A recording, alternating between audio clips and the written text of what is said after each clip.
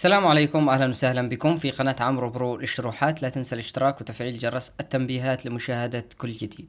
في هذا الشرح راح نتعرف على كيفية التقديم او التسجيل في القرعة العشوائية للهجرة الى امريكا بالطريقة الصحيحة، وما هي المعلومات المهمة في هذا التسجيل، بالاضافة الى التسجيل من الموقع الرسمي. كل هذا راح نتعرف عليه من خلال هذا الشرح. قبل بداية الشرح لا تنسى الاشتراك بالقناة وتفعيل جرس التنبيهات لمشاهدة كل جديد. ننتقل الى الشرح على بركة الله تعالى.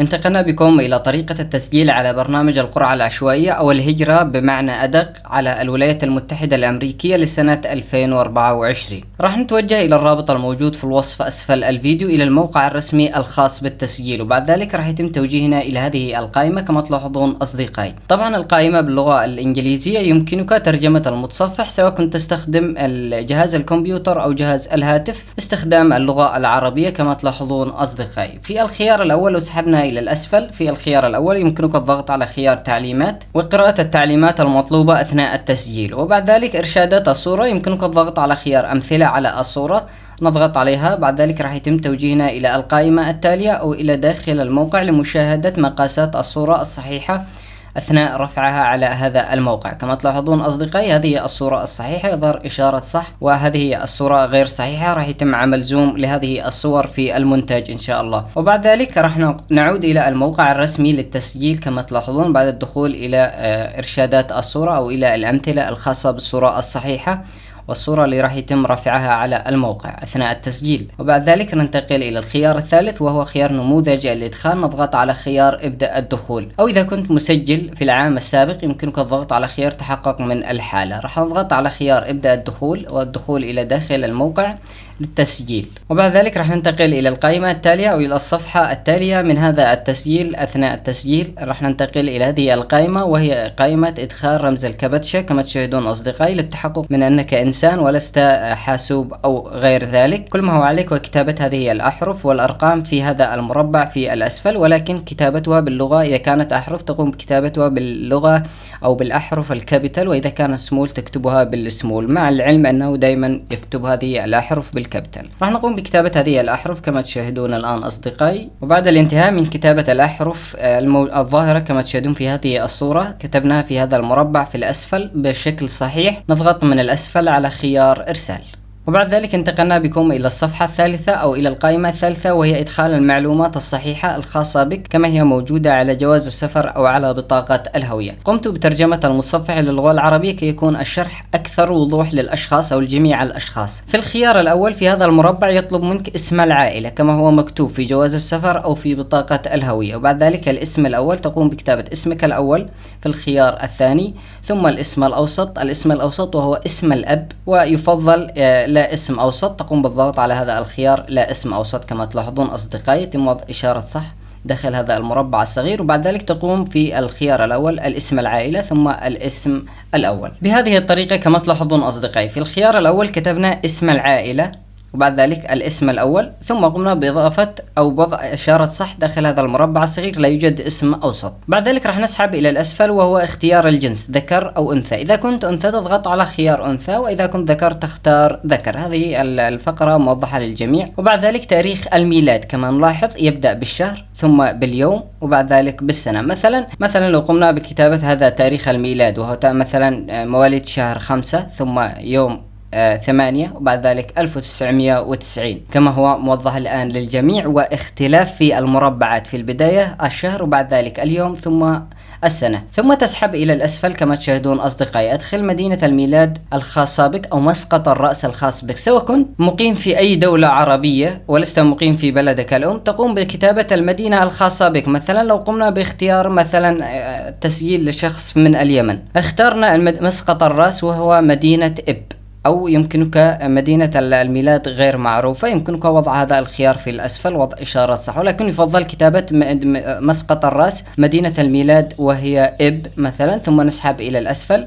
البلد الذي ولدت فيه تقوم بالضغط على هذا السهم ضغطة واحدة، وبعد ذلك تختار البلد الذي ولدت فيه أو بلدك الأم. مثلا نختار مثلا على سبيل المثال اليمن، ثم نسحب إلى الأسفل، نترك هذا الخيار كما هو، نعم كما تشاهدون، ثم نسحب مرة أخرى إلى الأسفل كما تشاهدون أصدقائي. ننتقل إلى خيار الصورة. طبعا مقاسات الصورة راح أقوم بوضع لكم مقاسات الصورة الصحيحة للتسجيل، وهي في الوصف أسفل الفيديو. يمكنك الضغط على خيار اختار صورة جديدة، سواء كنت تستخدم جهاز الهاتف أو جهاز الكمبيوتر، نفس الخطوات، تضغط على خيار اختيار صورة جديدة، راح يتم عرض جميع الصور سواء كنت تستخدم جهاز الكمبيوتر أو جهاز الهاتف. مثلا نختار هذه الصورة على سبيل المثال، نختار هذه الصورة ثم نضغط على خيار فتح، يتم إضافة الصورة في الأسفل كما تشاهدون أصدقائي. ثم نسحب إلى الأسفل مرة أخرى إلى خيار العنوان أو العنوان البريدي الخاص بك. في الخيار الأول لو نشاهد العنوان أو البريد الإلكتروني وهو اختياري، أي مربع يتم إضافة اختياري في الأعلى كما تشاهدون، يمكنك تجاوز هذا الخيار. ثم ننتقل إلى الخيار في الأسفل وهو العنوان اللي أنت متواجد فيه الآن حاليا، سواء كنت في بلدك أو في بلد أخرى مقيم فيها. تقوم بكتابة العنوان بشكل كامل بهذا المربع، بهذا الشكل تقوم بكتابة العنوان مثلا في أي شارع متواجد أنت، وبعد ذلك سطر العنوان رقم 2 وهو اختياري، راح نتجاوز هذا الخيار. ثم ننتقل إلى الخيار الثالث وهو المدينة اللي أنت متواجد فيها حاليا. إذا كنت مثلا في اليمن تقوم باختيار المدينة اللي أنت متواجد فيها، أو كنت في بلد أخرى مقيم مثلا في السعودية أو في مصر أو في الأردن، تختار المدينة اللي أنت متواجد فيها. اخترنا المدينة وبعد ذلك راح نسحب إلى الخيار الثالث وهو المنطقة أو المقاطعة أو الولاية. راح تقوم بكتابة اسم المدينة وبعد ذلك اسم البلد اللي أنت متواجد فيه. بهذا الشكل قمنا بكتابة اسم المدينة وبعد ذلك اسم البلد. وإذا كنت متواجد في بلد أخرى أو مقيم في دولة أخرى تقوم بكتابة اسم المدينة وبعد ذلك اسم البلد للمنطقة اللي أنت متواجد فيها. ثم نسحب إلى الخيار في الأسفل وهو الرمز البريدي. إذا كنت تمتلك رمز بريدي تقوم بإدخاله هنا، أو يمكنك الضغط على خيار لا يوجد رمز بريدي في هذا المربع، ثم تسحب إلى الأسفل وبعد ذلك تختار خيار الدولة. تختار الدولة، إذا كنت متواجد مثلا على سبيل المثال باليمن تختار اليمن، وإذا كنت متواجد في بلد أخرى تختار البلد اللي أنت متواجد فيها اللي قمت بوضع جميع العناوين أو العنوان السكن الخاص بك، مثلا اختار اليمن. راح نسحب إلى الأسفل. إذا كنت مثلا تعيش في بلد غير بلدك الأم تضغط على هذا السهم الصغير ثم تختار مثلا إذا كنت تعيش مثلا في السعودية تختار السعودية. مثلا هذا الشخص يعيش في اليمن يختار اليمن. ثم رقم الهاتف، يمكنك كتابة رقم الهاتف أو تركه اختياري. بعد ذلك راح نسحب إلى الأسفل وهو عنوان البريد الإلكتروني الخاص بك. تقوم بكتابة عنوان البريد الإلكتروني الخاص بك في هذا المكان في المربع الأول، ثم إعادة كتابة العنوان البريد الإلكتروني الخاص بك في المربع الثاني. وبعد الانتهاء من كتابة عنوان البريد الإلكتروني في المربع الأول بعد ذلك قمنا بكتابة عنوان البريد الإلكتروني في المربع الثاني نفس عنوان البريد الإلكتروني السابق، ثم نسحب إلى الأسفل. ما هو أعلى مستوى تعليمي حصلت عليه؟ يمكنك تقريبا أعلى مستوى تعليمي مقبول وهو الشهادة الثانوية. تختار الشهادة الثانوية. إذا كنت مدرسة مهنية أو جامعة أو شهادة جامعية بكالوريوس ماجستير تختار الخيار المناسب لك. مثلا نختار شهادة ثانوية ثم نسحب إلى الأسفل.